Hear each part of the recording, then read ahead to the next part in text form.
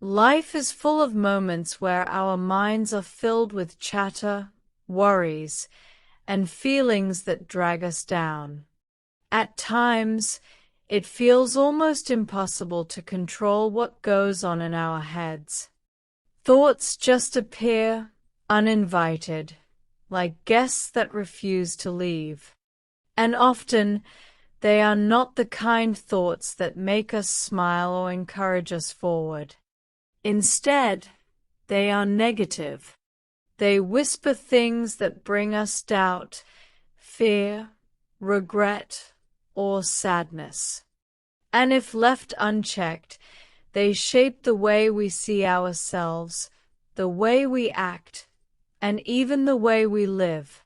But the truth is, your mind does not have to be a prison of negative thoughts and feelings. You can learn to guide it, to soften it, and to free it from patterns that hold you back. Many of us wake up in the morning already thinking about yesterday's mistakes or tomorrow's problems. It could be something as small as replaying an embarrassing conversation, or something as heavy as worrying about bills, jobs, or relationships. You might catch yourself thinking, "I'm not good enough," or "things never work out for me." These thoughts seem innocent at first, but repeated day after day, they shape the way you see the world. They make you feel trapped, powerless, or stuck in a cycle of unhappiness. But here's something important to remember. A thought is not a fact. A feeling is not a destiny. They are simply visitors in the mind. And just as visitors come and go, so too can thoughts and feelings. The key is learning how to stop giving so much power to the negative ones. Imagine your mind as a garden. If you keep watering weeds, they will grow thick and wild until they take over. Negative thoughts are like weeds. If you feed them with attention and repetition, they spread everywhere. But if you choose to water the flowers instead, the garden transforms into something beautiful. Your job is not to fight every single weed one by one.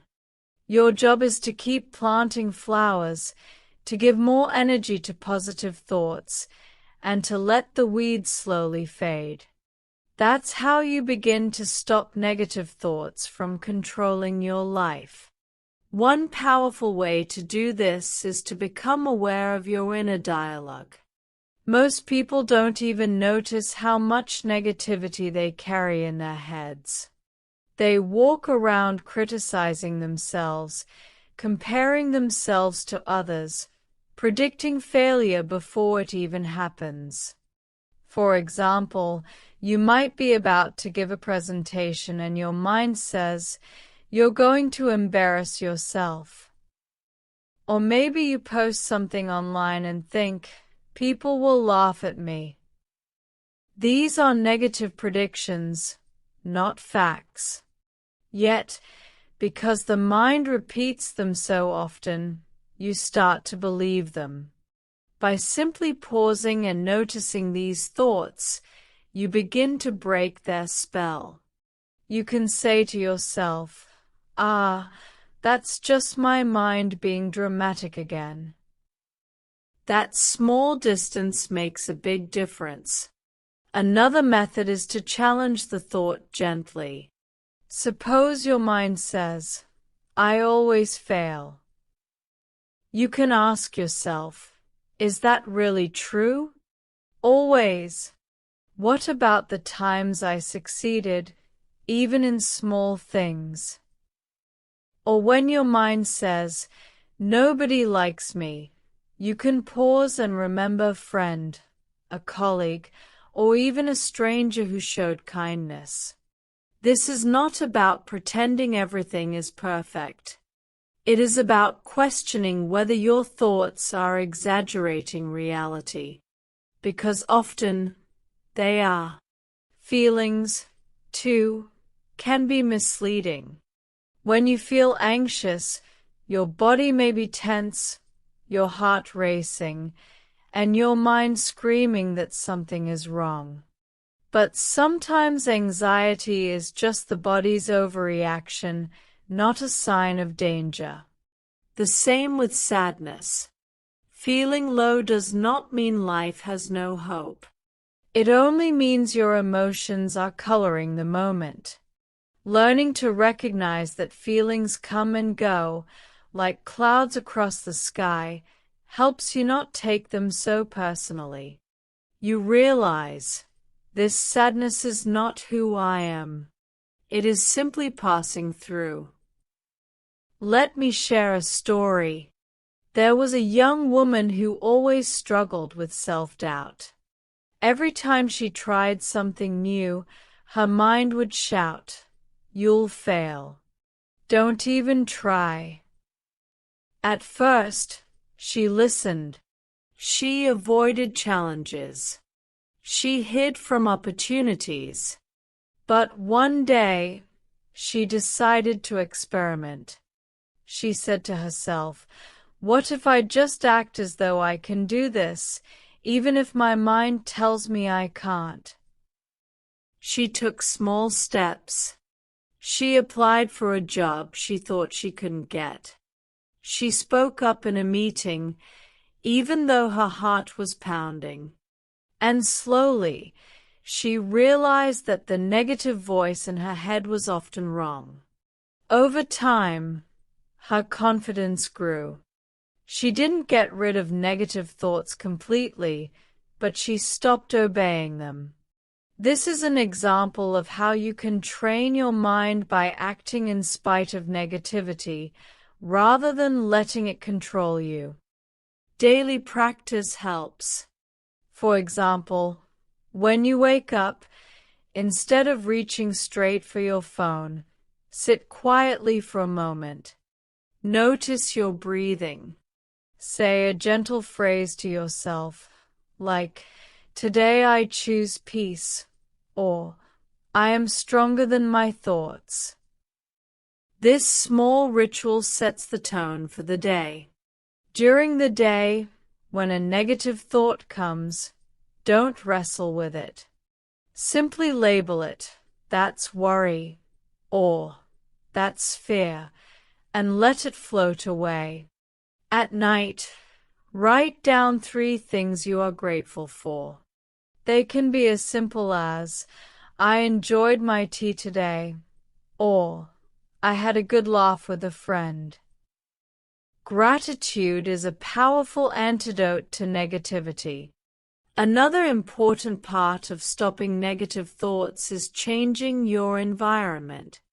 If you surround yourself with people who complain, criticize, and spread negativity, it will rub off on you. But if you spend time with encouraging, hopeful people, their energy will lift you. Similarly, what you consume matters. The news, social media, television, these things feed your mind.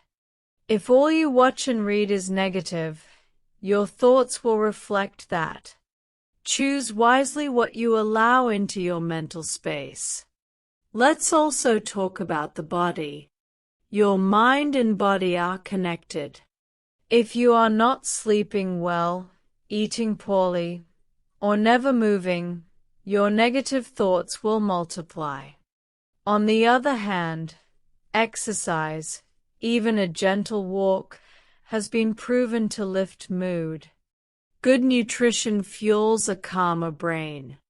Sleep resets your emotional balance.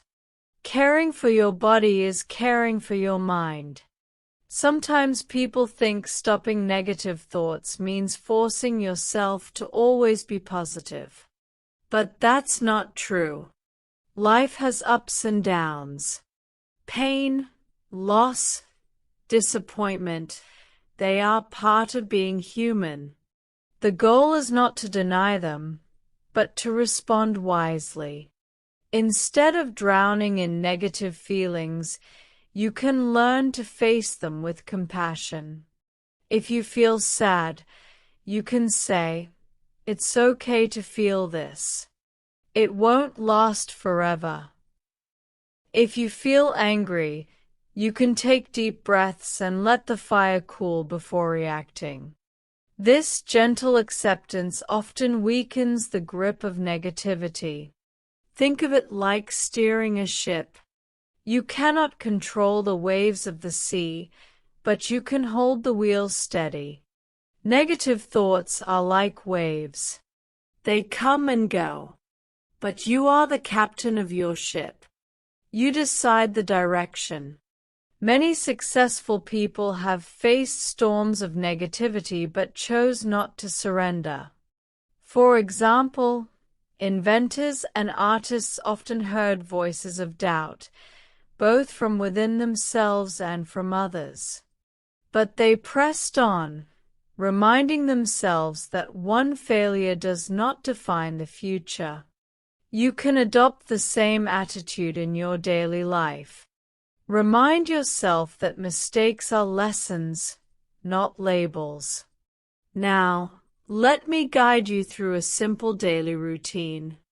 Imagine you wake up at 7 in the morning. Before checking your phone, you sit quietly, close your eyes, and breathe deeply for 5 minutes. You tell yourself, "I am grateful for this new day." You then stretch or take a short walk. During breakfast, instead of rushing, you pay attention to the taste, the warmth, the moment. As you go through the day, whenever a negative thought arises, perhaps at work, when you fear your boss's reaction, you notice it. You take a breath. You remind yourself, this is just a thought, not a fact. You carry on with your task calmly. At lunchtime, you step away from screens, enjoy your meal slowly, and maybe chat with a friend. In the evening, you avoid drowning in social media negativity. Instead, you read a chapter of an uplifting book or spend time with family. Before bed, you jot down 3 positive things that happened that day. Over time, this routine reshapes your mental landscape. One man I knew used to suffer from constant worry. He would lie awake at night, his head filled with what-if scenarios. What if he lost his job? What if he got sick? What if something went wrong tomorrow? This habit drained his energy. Eventually, he tried a new method. Whenever his mind shouted, "What if?" he answered with, "So what?" If his mind said, "What if I fail?" he replied, "So what? I'll learn." If his mind said, "What if people laugh?" he replied, "So what? I'll survive." This simple phrase weakened the power of fear. With time, his worries shrank, and he slept more peacefully.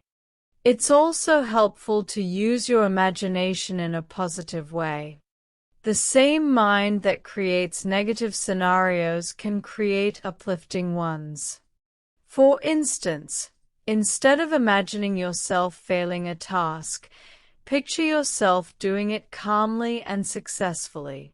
This is not fantasy, it's training the brain.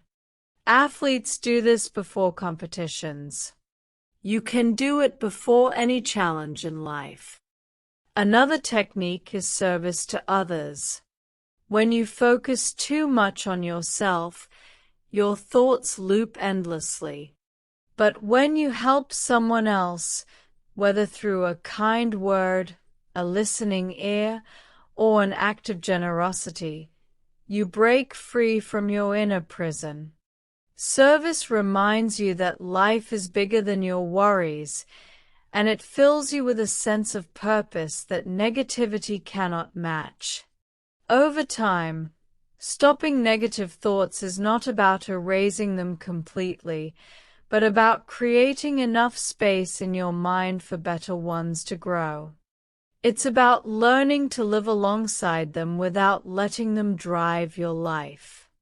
It's like learning to dance in the rain rather than waiting for the storm to end. So remember this: your thoughts are powerful, but you are more powerful than your thoughts. Your feelings are strong, but you are stronger than your feelings. You have the ability to guide your mind, to nurture peace instead of chaos, and to create a life that reflects hope instead of fear. It begins with awareness, continues with daily practice, and grows with patience. And perhaps the next time a negative thought comes knocking, you can smile gently and say, "Thank you, but I won't be following you today." And then, step by step, you move forward with lightness in your heart, proving to yourself that you are not a prisoner of your mind, but the master of it.